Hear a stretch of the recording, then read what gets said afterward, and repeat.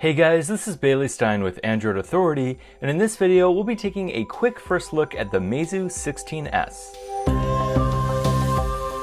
So I just got back from China where Meizu announced the 16S as their flagship successor to the Meizu 16th. Kicking off with design, it's quite obvious that the 16S is mostly just a refinement of the 16th.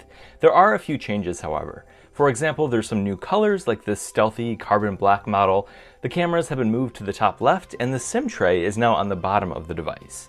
There's also no more headphone jack, which, while typical nowadays, might disappoint some users.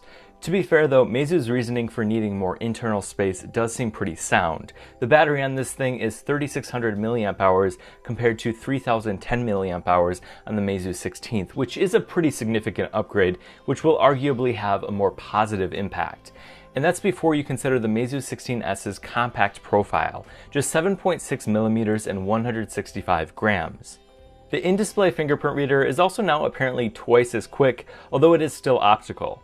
The Meizu 16S also supports Face Unlock, which seems to be a better, quicker option. But the biggest upgrade here is undoubtedly the camera configuration. The 16S sports an f1.7 48 megapixel primary camera with OIS, as well as a secondary 20 megapixel camera, which enables up to 3 times lossless zoom.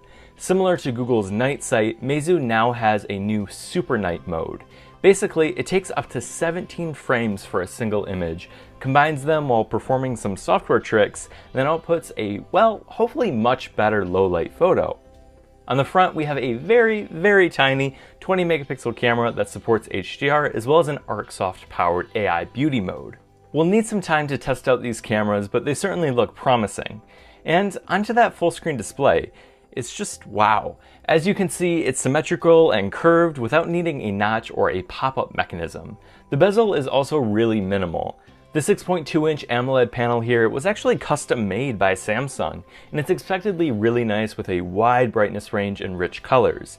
I must say, I'm coming from the Pixel 3 XL, and I kind of forgot how immersive content can be when it's uninterrupted and well presented like it is here. As for performance, the 16S is packing a Snapdragon 855 as well as 6 or 8 gigabytes of RAM. But what I think is much more interesting than those raw specs is Meizu's OneMind 3.0, which is basically just a series of software optimizations.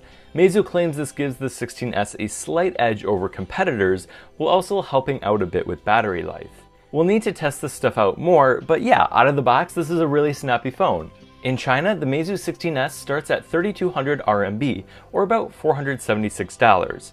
As for the global market, pricing and availability have yet to be announced. Alright, I hope you enjoyed this video. I actually traveled about 23 hours each way so that we could cover this device, so be sure to subscribe, check out our website, and remember, we are your source for all things Android.